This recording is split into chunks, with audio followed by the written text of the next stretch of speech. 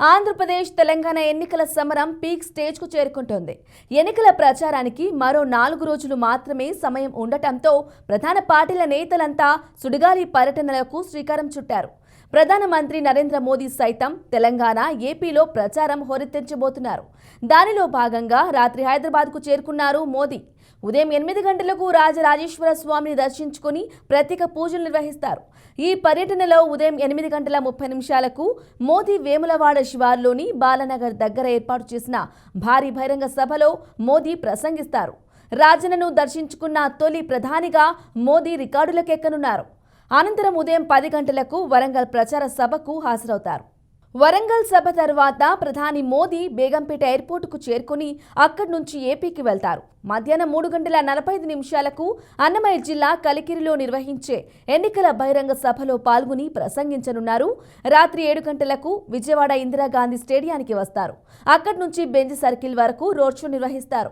Road షోకు ప్రధాని మోదీ, తెలుగుదేశం పార్టీని అధినేత చంద్రబాబు నాయుడు, జనసేన అధినేత పవన్ కళ్యాణ్ హాజరవుతారు.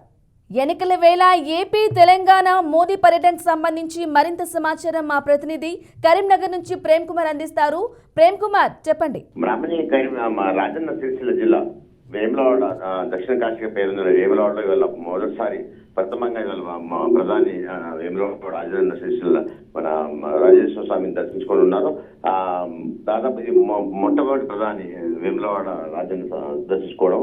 అయితే ఇక్కడ నిన్న నుండి ఏర్పాట్లు పూర్తి చేశారు. అయితే ఇవాళ రాజన్న మన వేములవాడ రాజరాజేశ్వర దేవాలయం ఆలయంకి వెళ్ళి ఆయన పూజలు నిర్వహించి 8 గంటలకు ఎన్నికల బహిరంగ సభలో పాల్గొంటారు. బ్రాహ్మణి అయితే ఇక్కడ చాలా ఏర్పాటు చేశారు. నిన్న వర్షం కారణంగా కొంత ఇబ్బంది జరిగినప్పుడు మళ్ళీ దాన్ని పునరుద్ధరించి సభ ఏర్పాట్లు కూడా భారీగా చేశారు. అయితే 7 గంటలకు 7:30 ప్రాంతంలో 8 గంటల ప్రాంతంలో రాజరాజేశ్వర స్వామి దర్శించుకున్న తర్వాత పూజ నిర్వహించి అనంతరం అక్కడ గ్రౌండ్ లో ఏర్పాటు చేసినటువంటి బహిరంగ సభలు పాల్గొంటారు.